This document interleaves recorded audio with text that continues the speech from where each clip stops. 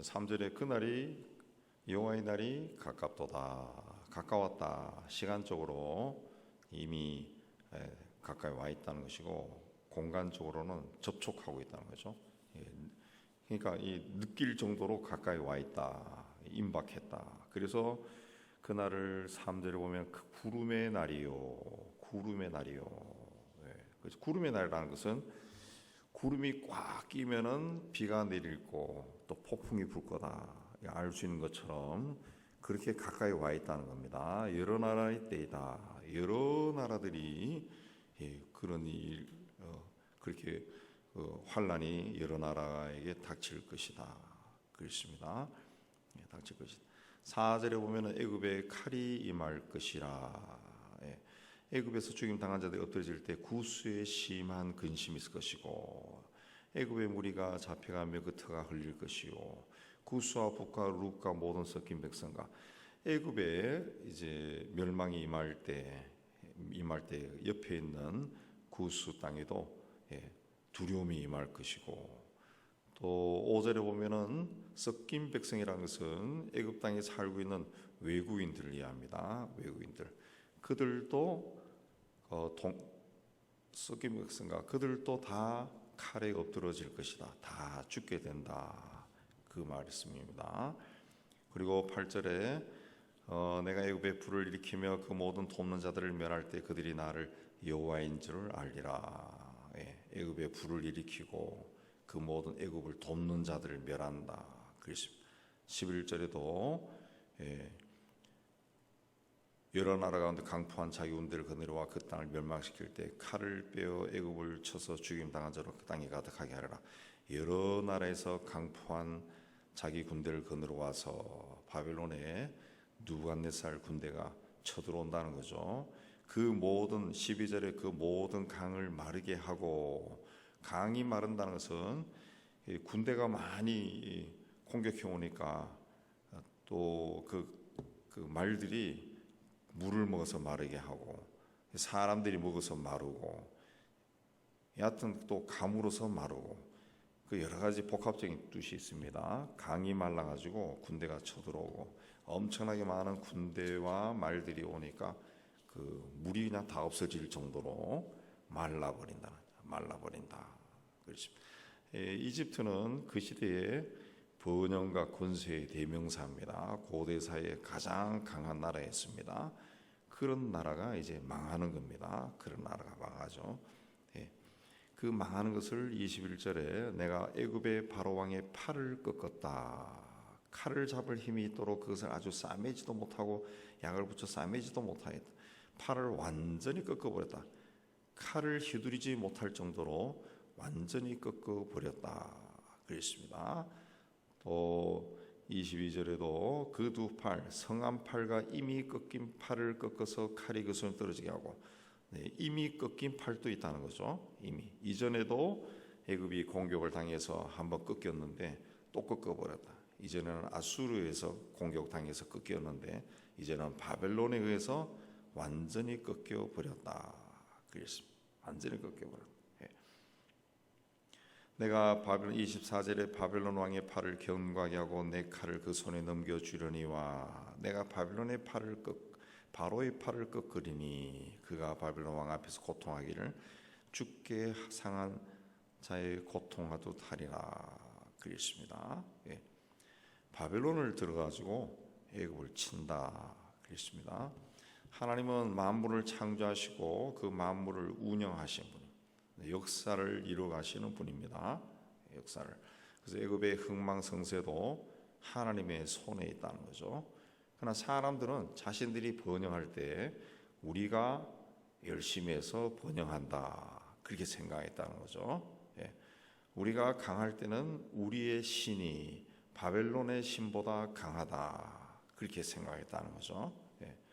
그러나 인간 세상의 모든 것을 주관하시는 분은 하나님이시다. 그래서 인간이라는 것은 어느 순간에 그냥 아기로 태어나서 성장하고 사람으로 성장해서 살다가 어느 순간 되면은 또 세상에서 사라지는 존재일 뿐이지 영원한 존재가 아닌데, 그 희한하게도 인간들은 자기들이 영원한 존재인 것처럼 생각하고 산다고 해요. 사는 동안은 나이가 들고 늙어도 나는 영원히 살 것 같은 그런 생각, 그게 떠나지 않거든요.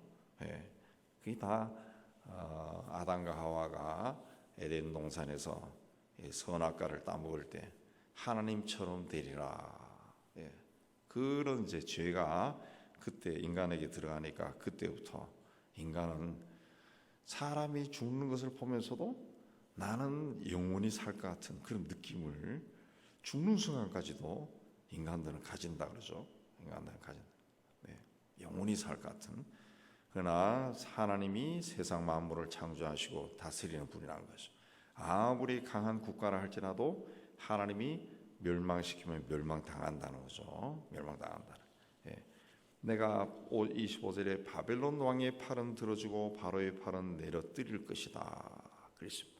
네. 내가 내 칼을 바벨론 왕의 손에 넘기고 그를 들어 애굽 땅을 치을 것이다. 그랬습니다. 바벨론 들어서 하나님의 애굽 땅을 치는데 바벨론은 하나님 보시기에도 의로운 나라가 아닙니다. 성경에 보면은 바벨론을 땅의 음녀들과 가져간 것들의 의미다. 그랬습니다. 우상들이 들끓고 하나님을 모독하는 자들이 들끓고 음란이 들끓는 그런 나라입니다. 그럼에도 불구하고 하나님께서 바벨론 왕의 팔을 견고하게 하셨다. 그래서 강하게 했다는 거죠. 바벨론 왕의 팔을 들어줬다. 그래서 바로의 팔은 내려뜨릴 것이다. 애굽을 심판하기 위해 하나님께서 그렇게 하신 겁니다. 바벨론은 강포한 도시고 음녀의 음이고 우상 소굴이고 잔인하고 극악한 민족성을 가지고 있습니다. 지금도 그렇습니다. 지금도 그쪽 바벨론의 후예들 이라크, 이쪽 시리아, 이쪽 사람들이 하는 일을 보면 굉장히 사람 성격들이 좀 극악한 것 같아요.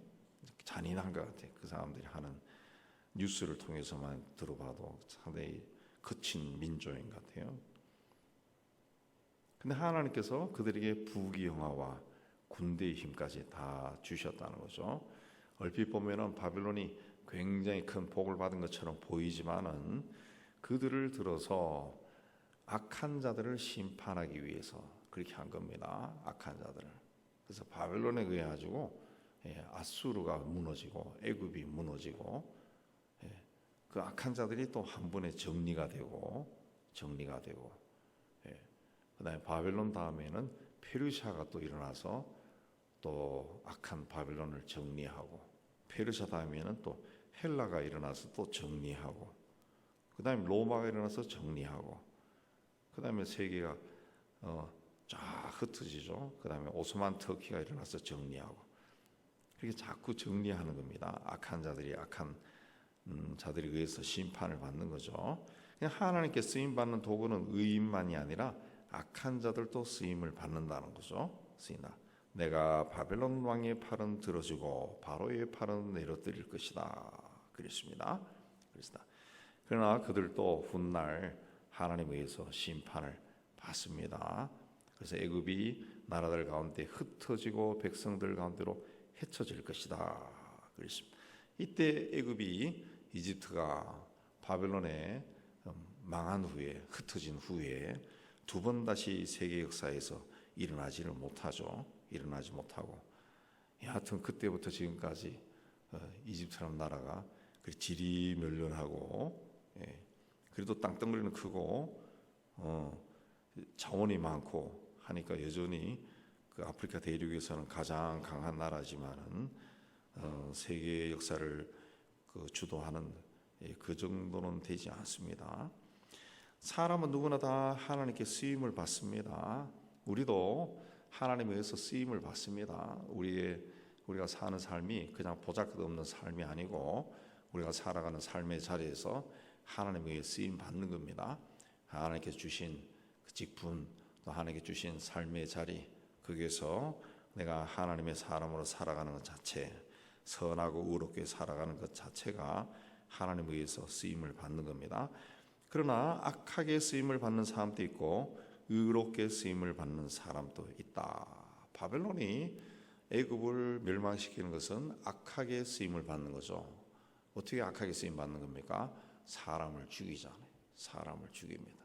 엄청나게 많은 사람을 죽이고 그 나라를 멸망시키는데, 그 악하게 쓰임을 받는 자들은 필연적으로 망합니다.